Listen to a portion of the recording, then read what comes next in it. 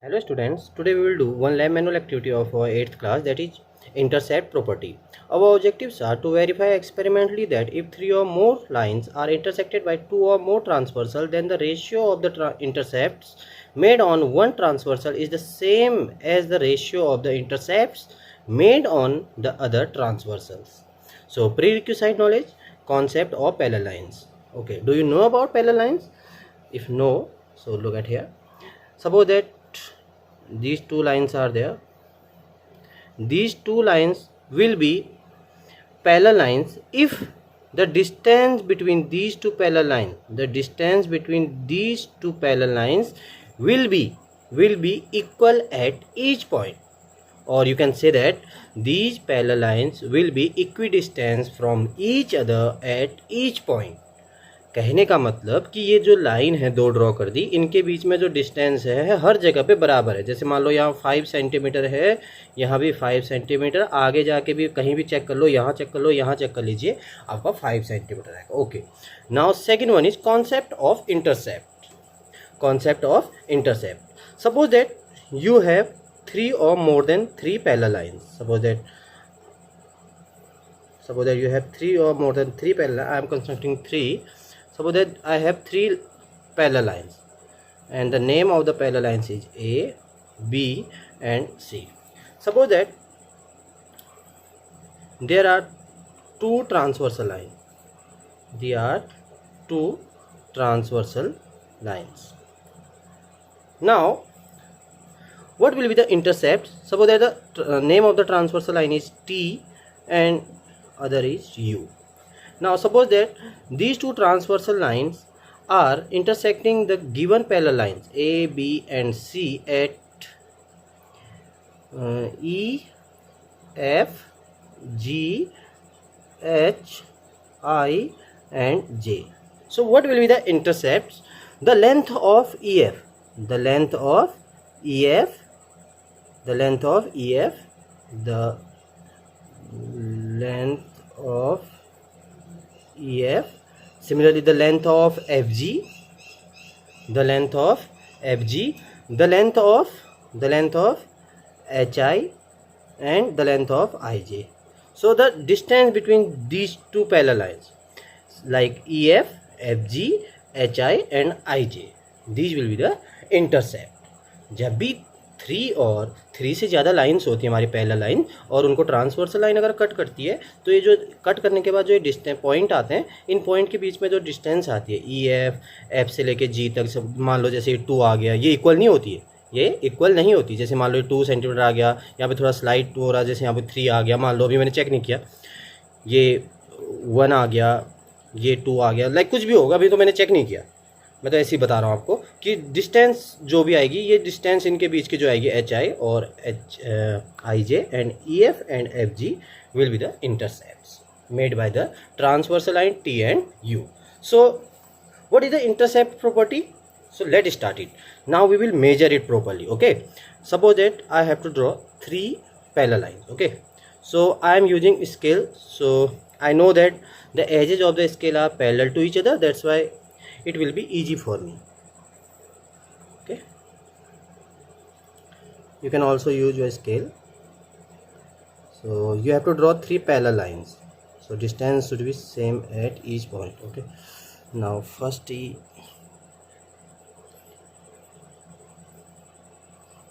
what is the intercept? Okay, you have to write steps from the your lab manual book. You have to do this work in your lab manual book. Suppose that I have 3 transversal line. आपको कैसे भी draw कर देनी है, ऐसा कुछ नहीं है कि आपको सीधे ड्रॉ करनी, जैसे मैंने किया, कैसे भी ड्रॉ कर दो, बस एक दूसरे को कट ना करे, ध्यान रखना. थोड़ा सा लाइन आपको ड्रॉ कर देनी, ट्रांसवर्सल लाइन, सबका अपना अलग अलग आएगा इसमें, ऐसा कुछ नहीं है कि किसी बच्चे का कुछ आया, ठीक है ना बेटा, सबका अलग अलग आएगा. ये आपको किसी भी डायरेक्शन में ड्रॉ कर देनी है, ऐसे जैसे मैंने किया है, कोई ऐसे कर दे, किसी का मुँह ऐसे कर देना, कुछ ज़रूरी नहीं है कि मेरी तरह ही ड्रॉ करना है. जब आप मुझे काम भेजेंगे तो मैं आपका देखूंगा कि सबका अलग अलग होना चाहिए, किसी ने ऐसे ड्रॉ कर दिया, दूसरा वाला इधर को कर दिया, तीसरा वाला इधर को कर दिया, बस आपको ट्रांसवर्सल लाइन ड्रॉ करनी है, इससे मतलब नहीं कि दूसरा वाला क्या कर रहा है, ठीक है ना, आपको ऐसे कर देना है. अब सपोज है इसका नेम लिख देते हैं, फिर ये लाइन थी A, this is B and C. Now transversal line T, U and V. Now the transversal line T is intersecting the parallel line A B C at like L, M and N, okay, and transversal line O, P and Q. Now transversal line V intersecting at E, F and G, okay. Now what is your next target? Our next target is we have to check the length of L, M, MN, OP, PQ, EF and FG. हमें क्या करना है, इन सबकी length note कर लेनी है। इसको क्या कहेंगे, ऑब्जर्वेशन। अब हम क्या करेंगे, सबकी लेंथ निकालने वाला है, ठीक है। एक टेबल बनाएंगे, टेबल में क्या करेंगे, ऑब्जर्वेशन करेंगे, जैसे आपकी बुक में, ठीक है। ये आपकी बुक में दिया हुआ है, ये हम सारी लेंथ लिख लेंगे और कितनी आई है पहले इसको लिखते हैं, ठीक है ना। अब देखो सबकी अलग अलग आएगी। अब देखो मैं भी करने वाला हूँ, आपको सबको लिखना है। तो यहाँ पे आपको एक टेबल बना लेनी है,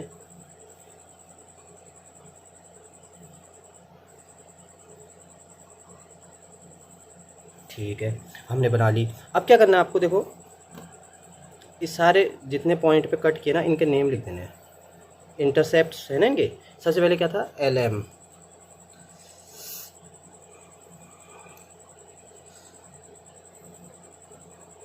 अभी प्रॉपर्टी एंड नहीं हुई है। अभी हमने एक चीज़, बहुत चीज़ सीखना है। अभी तो जस्ट एक क्या कर रहे हैं, हम प्रैक्टिकल कर रहे हैं, अभी प्रैक्टिकल चल रहा है। तो देखिए सबसे पहले आपको लिख देना है L, M और फिर क्या लिखना है, M, N और फिर इंटरसेप्ट क्या क्या बने, OP, PQ, EF and FG, ठीक है। इतना हमने कर लिया। अब इससे आगे भी और बनेंगे, मैं आगे को बनाऊंगा। तो देखिए LM की डिस्टेंस कितनी आई है, आपको मेजर करनी है अभी स्केल से। देखिए कितनी आई है, मेरी आई है 3, एग्जैक्ट 3 आई है मेरी। तो मैं यहाँ पे लिख देता हूँ 3। अब इसकी कितनी आई है, क्योंकि थोड़ा स्लैंटिंग है तो इसकी कितना है, इसका भी 3 आया है मेरा, तो इसका भी 3 आया है। अब देखिए ये कितना है, ये भी अनफॉर्चुनेटली ये भी 3 आया है, ये भी 3 आया है। ज़रूरी नहीं है कि बार बार एक ही जैसा आए, पर मेरा आ रहा है तो मेरी रीडिंग में 3 लिख रहा हूँ। ये था 3, ठीक है। अब आपको, ये तो आपने रीडिंग लिख ली सबकी, ठीक है ना। अब आपको क्या निकालना है, आगे को टेबल और है, अभी हमें इनका रेशियो लेना है, ठीक है ना। अभी हमको इनका रेशियो लेना है, हम इनका रेशियो लेंगे। रेशियो कैसे लेंगे आप देखते रहिएगा।